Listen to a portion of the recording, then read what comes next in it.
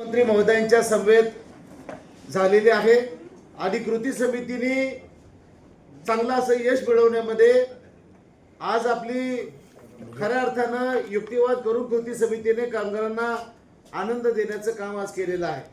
प्रामुख्याने 3 निर्णय आज झालेले आहेत, ज्यामध्ये आपला वेतनवाढीचा दर हा एकतर्फी 3% वरून 2% करण्यात आला होता। तो 3% करण्यात कृती समितीला यश आलेलं आहे आणि मला असं वाटतं की हे फार मोठं यश आहे, कारण मी तुम्हाला थोड्या वेळाने सांगणार आहे की चालक वाहक कार्यशाळा लिपिकांना त्यामुळं किती पैशाची वाढ होणार आहे। दुसरी बाब, महागाई भत्ता जो त्या दिवशी त्यांनी 58% जाहीर केलेला होता, तो महागाई भत्ता आज 58% त्यांनी जाहीर केलेला आहे। घरभाडे भत्ता सुद्धा आपण अजून 8, 16, 24 वर लटकलो होतो, तो आता 10, 20, 30% जुलै पेड इन ऑगस्ट महिन्यापासून आपल्याला घरभाडे भत्ता सुद्धा 10, 20, 30% करण्याचं मंत्री महोदयांनी मान्य केलेलं आहे। कृती समितीतल्या सगळ्या संघटनांच्या प्रमुखांनी आजच्या चर्चेमध्ये सहभागी झाले। हे सहभागी होत असताना महिन्याला सुमारे 44.66 कोटी रुपयाचा आर्थिक भार, म्हणजे जवळजवळ 45 कोटी रुपये परत आपण आता दर महिन्याचा पगार वाढून घेतला आहे, ज्यामध्ये महागाई भत्ता 58% करण्याला 13.20 कोटी, घरभाडे भत्ता 10, 20, 30% करण्याला 4.40 कोटी, वार्षिक वेतनवाढीचा दर 2% वरून 3% करण्याचे 27.6 कोटी, असं 44.66 कोटी आपण मिळवत आलेलो आहे। आपल्या थकबाकीविषयी कृती समितीच्या सगळ्या माननीय नेत्यांनी अतिशय आग्रहाने हट्ट धरला। त्यामध्ये आपला जो फरक निघणार आहे तो फरक सुमारे 2740 कोटी आणि वैधानिक देणे जे आहेत, ज्यामध्ये 2850 कोटी रुपये असे आपल्याला फरकाचं देणं आहे।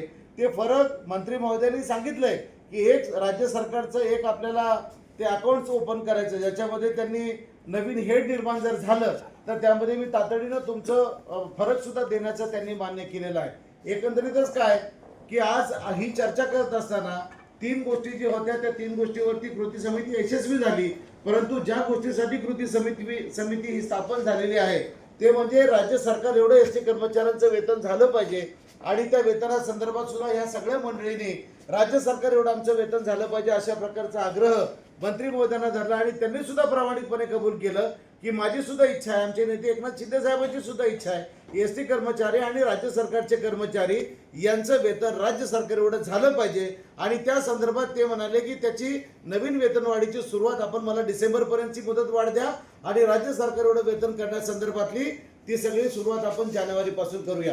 हे सगळं मित्रांनो, आता अधिवेशन चालू आहे।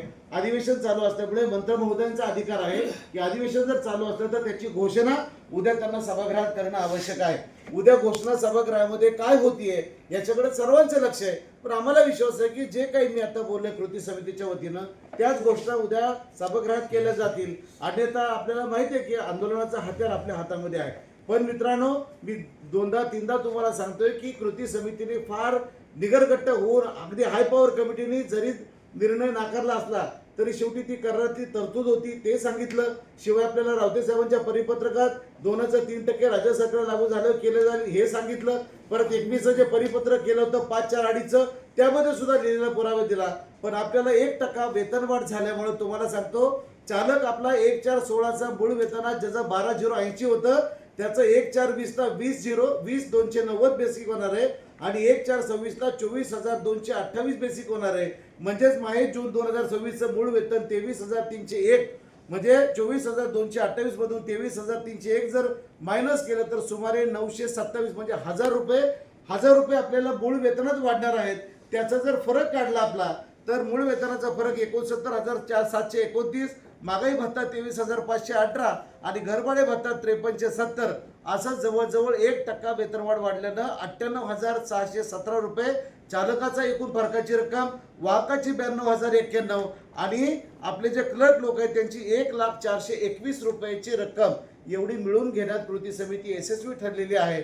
आणि म्हणून आम्ही सगळी मंडळी एका विचाराने, वेगळ्या पक्षाचे वेगळ्या विचाराचे असलो तरी हातात हात घेऊन प्रामाणिकपणे तुमच्यासाठी लढतोय, तेव्हा तुम्ही सर्वांनी साथ देताय त्याबद्दल मी आपले आभार व्यक्त करतो। उद्या सभागृहातली घोषणा झाल्यानंतर आपल्या पुढच्या सोमवारचं 29चं जे अधिवेशन आहे त्या अधिवेशनाच्या आंदोलन जे आहे त्या आंदोलनाच्या संदर्भामध्ये कृती समितीच्या संदर्भात आमच्याकडे कोणी एक सहकारी किंवा काय असतील ते लोक तुम्हाला 29च्या आंदोलनासंदर्भात व्हिडिओ काढून टाकतील।